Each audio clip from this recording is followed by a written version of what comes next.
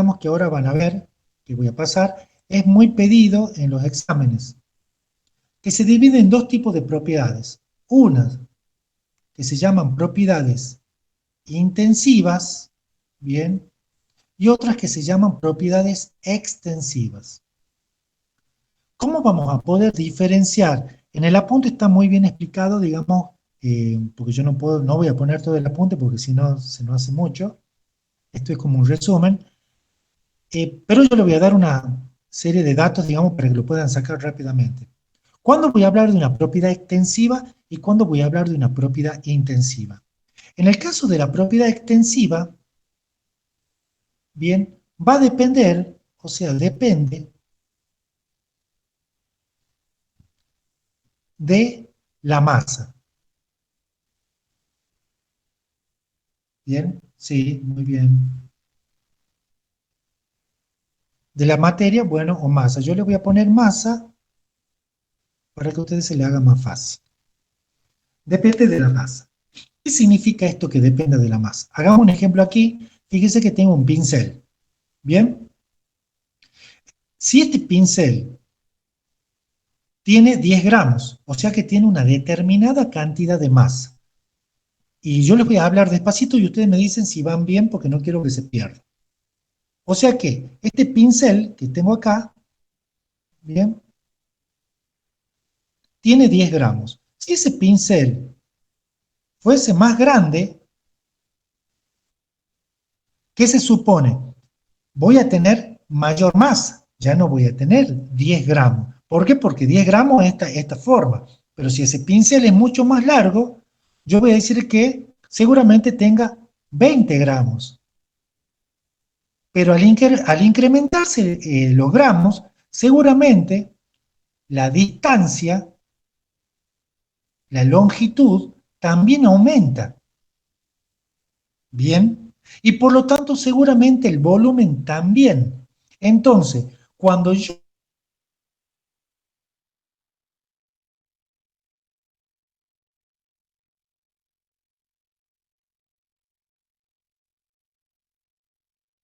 una propiedad extensiva, bien, si yo hablo ahora de una longitud, ¿la longitud es una propiedad extensiva? Sí. ¿Por qué va a ser? ¿Por qué sí? Porque cuando cambie la masa, no es lo mismo que yo tenga esta computadora a que yo tenga una computadora mucho más grande. Me va a cambiar la masa, por lo tanto me va a cambiar el volumen, bien, y seguramente capaz la distancia también. Entonces, quiero que le quede claro eso. En el caso de las propiedades extensivas, me va a cambiar cuando me cambie la masa. Y ustedes pueden usar, para que se puedan guiar, un pincel. ¿Ves? Yo le puse un pincel aquí, el dibujito, que es lo que encontré como ejemplo, pero si ese pincel se hace más grande, se hace mucha más masa. Y si hay más masa, hay más longitud. Y si hay más longitud, hay más volumen. Entonces, en una propiedad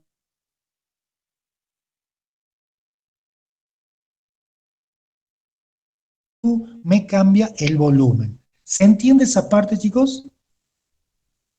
De una propiedad extensiva de la materia. Sí, se entiende perfecto. Bueno, espera que voy a tomar.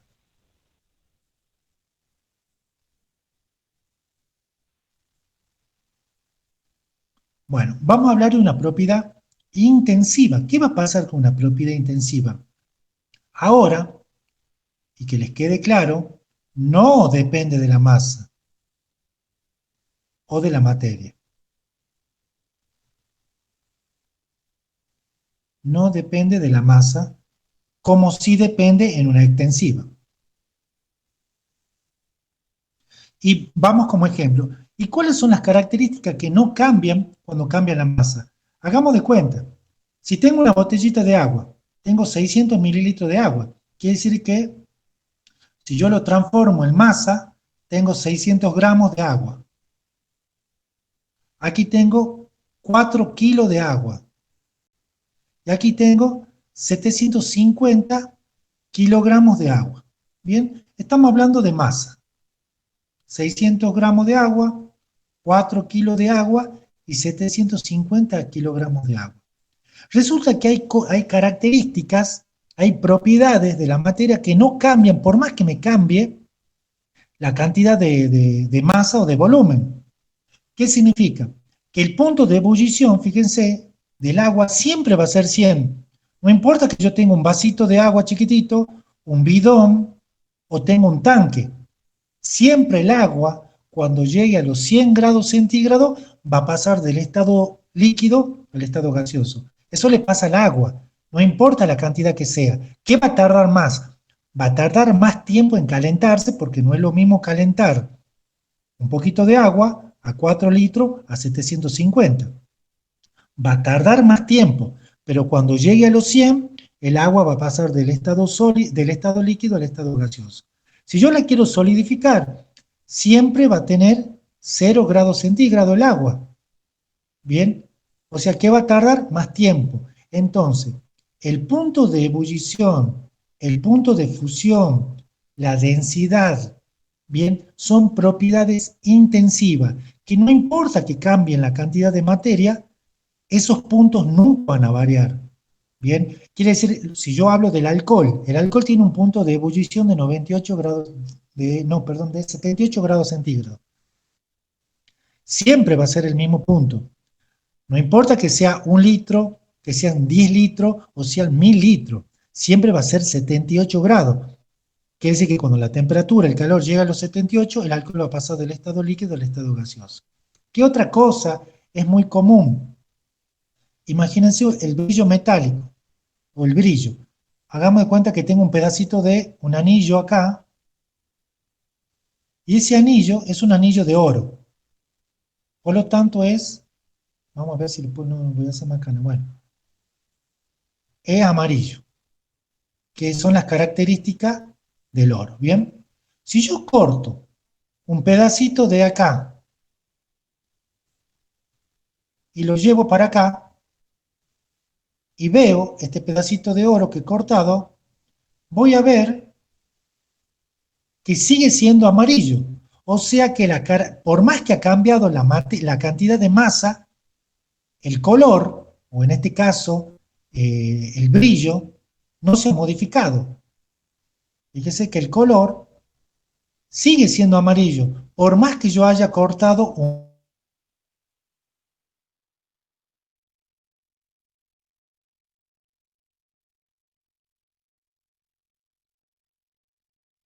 más. ¿Estamos, chicos? La diferencia entre propiedades extensivas y propiedades intensivas.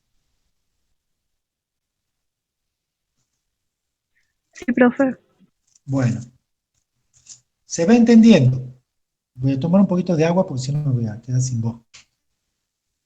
Así que aguánteme.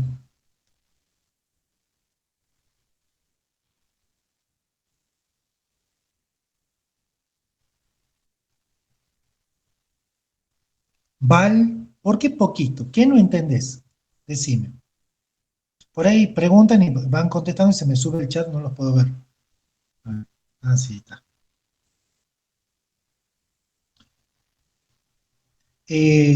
María Cristina, me decís, ¿y el material de cuál está hecho el objeto? No entiendo, pregunta María. Si me la podés explicar mejor. Y Val, un poquito. ¿Qué no entendés, Val? ¿Propiedades intensivas? ¿Eso te cuesta un poco? Sí, en lo último que explicó, profesor. Las propiedades intensivas, hace de cuenta que tenés un vaso de agua, la intensiva. Ajá, bien. Vamos a ver, ¿cómo lo cambiamos? Vamos a, no sé qué, vamos a mover aquí un poquito para que podamos hablar. Pongamos en el caso, pongamos en el caso, no hay problema, chicos. Sí, prefiero que lo entiendan ahora. Hagamos de cuenta que tengo un vaso de agua, ¿bien? En ese vaso de agua, yo tengo ¿cuánto? 10 mililitros de agua. Hagamos de cuenta ahora que tengo un tanque de agua. ¿Cuál sería el tanque? El que está arriba de las casas. Ustedes lo han visto, hay un tanque. Esos tanques tienen 500 litros de agua. 500 litros de agua. Y hagamos de cuenta que tenemos una pileta. Esa de donde nos vamos a bañar. Una pelo pincho. Y esta tiene, no sé, 500, 5000 litros de agua. Todo es agua. Bien. Ahora, si nosotros si nos ponemos a pesar esto, ya está a la vista que los 10 mililitros va a ser menor a los 500 y los 5000 va a ser mayor. O sea, el peso va variando. Fíjense la cantidad de agua que tienen los tres recipientes van a cambiar. O sea que la masa aquí, 1, no va a ser igual a la masa 2 porque va cambiando y no va a ser igual a la masa 3 porque sigue cambiando, va aumentando, tengo mucha cantidad de agua. Pero hay una propiedad que por más, fíjense que a pesar de que cambia la masa, cambio esta masa y cambio esta masa, uy, eh, hay ciertas cosas que no van a cambiar, como que vamos a poner el punto de ebullición. ¿Qué es el punto de ebullición? El punto de ebullición es la temperatura a la cual, bien, para el agua es 100 grados centígrados. Significa que cuando la temperatura llega a los 100 grados centígrados, el agua pasa, porque aquí está en estado líquida, aquí está en estado líquida, aquí también está en estado líquida, y aquí también está en estado líquida. Entonces, cuando yo llego a 100 grados centígrados, bien, el agua puede pasar del estado líquida al estado gaseoso. Ahora, ¿le va a pasar a los 10 mililitros de agua?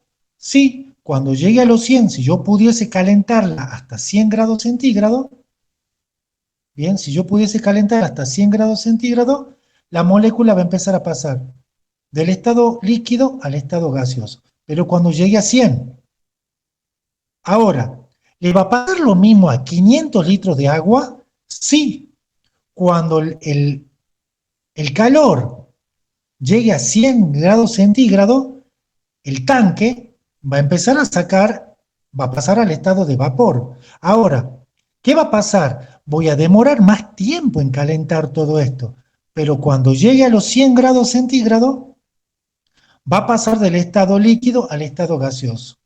A esta pileta de 500, ¿le va a pasar lo mismo? Sí, cuando yo, si tuviese la posibilidad, por supuesto que una pileta, de calentarla hasta 100 grados centígrados, el agua de la pileta va a empezar a pasar del estado líquido al estado gaseoso.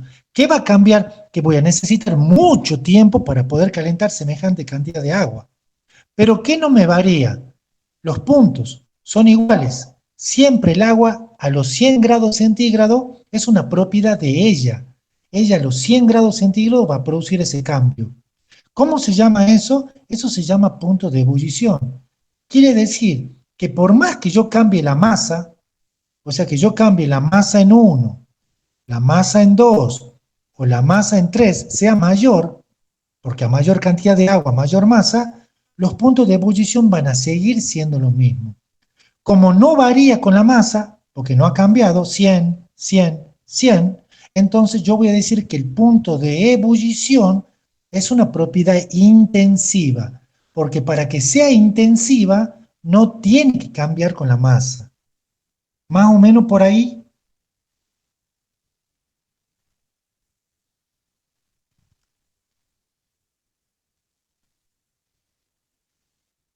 Bueno, bueno, si algunas duditas capaz que le pueda venir, así que esperen que borre un poco.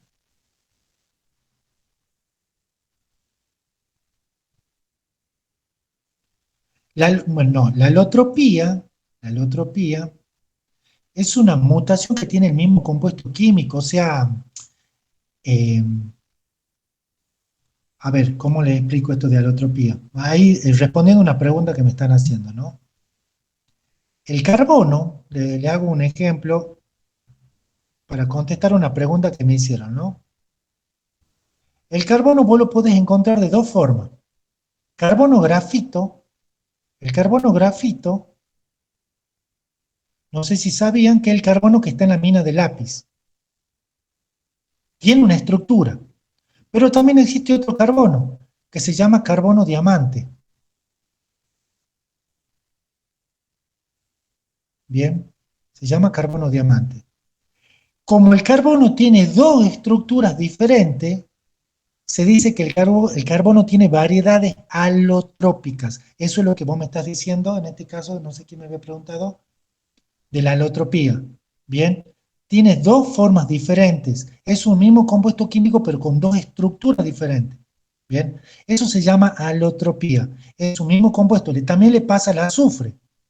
Hay un azufre que se llama azufre 8, un azufre común, ¿bien? Entonces, sufren variedades alotrópicas.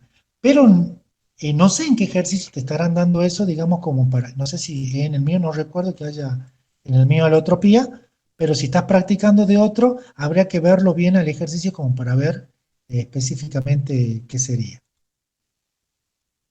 Bueno, chicos, ¿está clarito más o menos esta parte?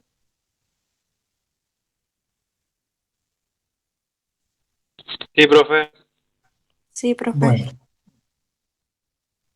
vamos a pasar, capaz que es mucho, bueno, generalmente yo doy clase un poquito más tranqui, pero bueno, en el caso de ustedes no tenemos mucho esa posibilidad, entonces voy a tratar de terminar el tema completo hoy. Bien, bueno, vamos a la materia. Bien, resulta que ya sabemos que la materia tiene tres estados, sólida, líquida y gaseosa, ya sabemos que la materia, cómo son los estados, cómo son los átomos en el estado sólido, los átomos en el estado líquido, los átomos en el estado gaseoso, se supone que ya sé cómo son los cambios de estado, cómo se llaman, bien, los estados de agregación, cómo son los cambios, ya sé que es un fenómeno, la diferenciación entre un fenómeno físico y un fenómeno químico, ya pude ver cuáles son propiedades intensivas y propiedades extensivas, es fácil la diferenciación, capaz que le cueste un poco porque en los ejemplos le va a costar, bien, y resulta que ya la tengo en la materia, pero esa materia yo la puedo dividir en dos partes. Algunas que se llaman mezclas, que estamos muy acostumbrados a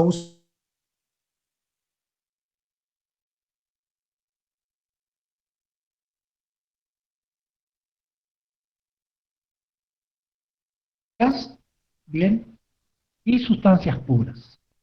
Vamos a comenzar con las sustancias puras. ¿Qué es una sustancia pura? Se pueden dividir en sustancias simples. ¿Cuáles van a ser esas sustancias simples? Yo voy a poner de título aquí sustancias simples.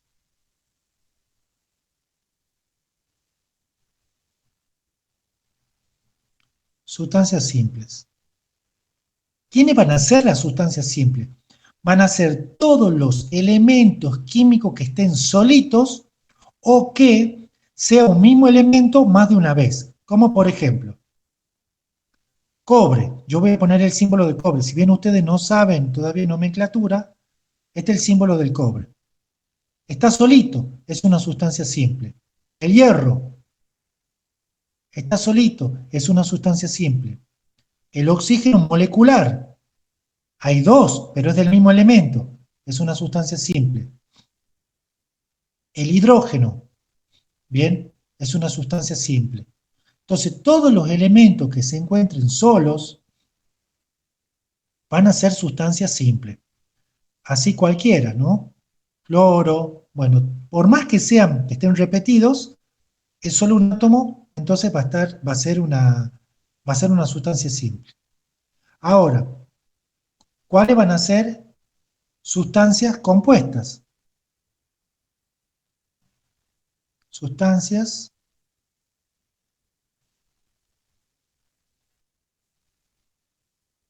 compuestas. Para las sustancias compuestas van a ser todos aquellos compuestos químicos que nosotros conozcamos que sean de átomos diferentes. Un ejemplo, el agua, dióxido de carbono, qué sé yo, se me viene a la cabeza, eh, un óxido de aluminio, bien, o sea, cualquier compuesto donde yo esté mezclando átomos de diferentes átomos van a ser sustancias compuestas. Entonces, ya vimos que son sustancias simples, que corresponde a esta parte, y ya vimos sustancias compuestas, que corresponde a esta parte. Bien, y dentro de sustancias simples están los elementos, que son estos que estamos hablando acá. Bien, ¿se entiende la diferencia en una sustancia simple y una sustancia compuesta? Sí. Sí, profe. Vamos entonces ahora a las mezclas. Y aquí sí tenemos mucho más para hablar. ¿Por qué? Porque justamente todo lo que más estudiamos está de este lado.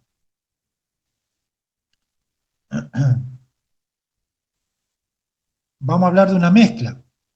Creo que hacemos mezclas todos los días. Bien, sistema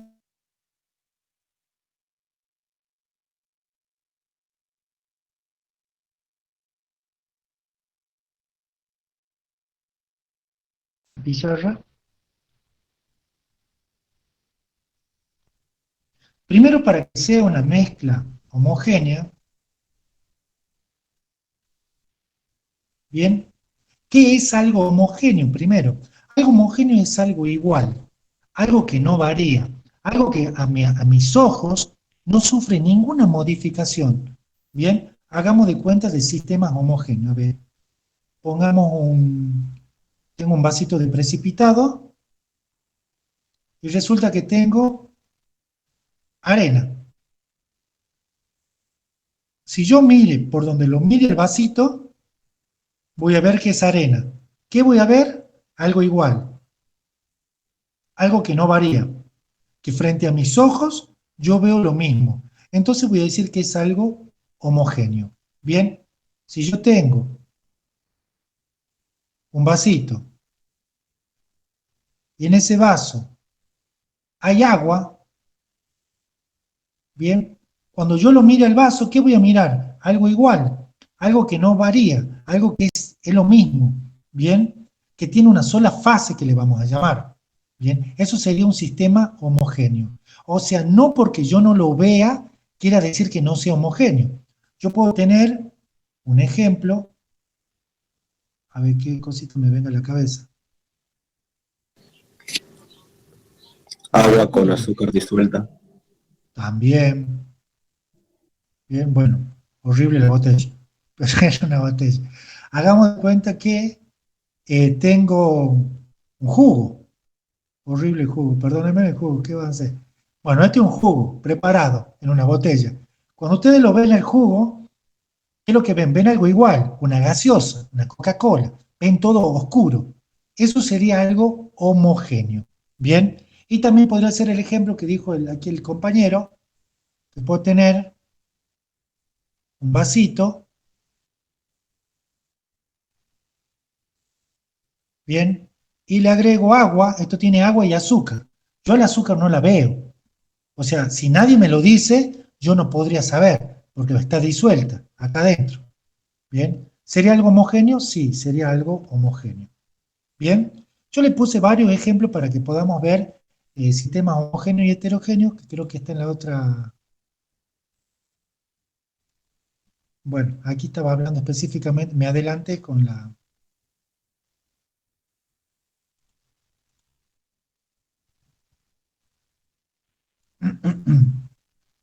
Bueno, acá está un poquito más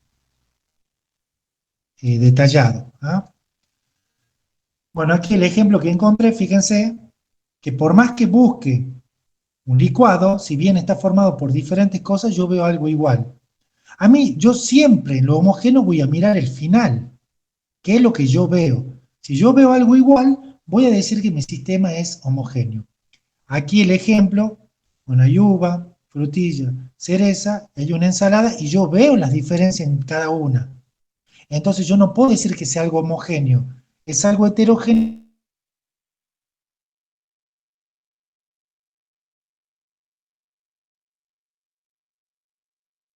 Entonces, por eso que yo ahí hago una diferencia entre algo homogéneo y algo heterogéneo.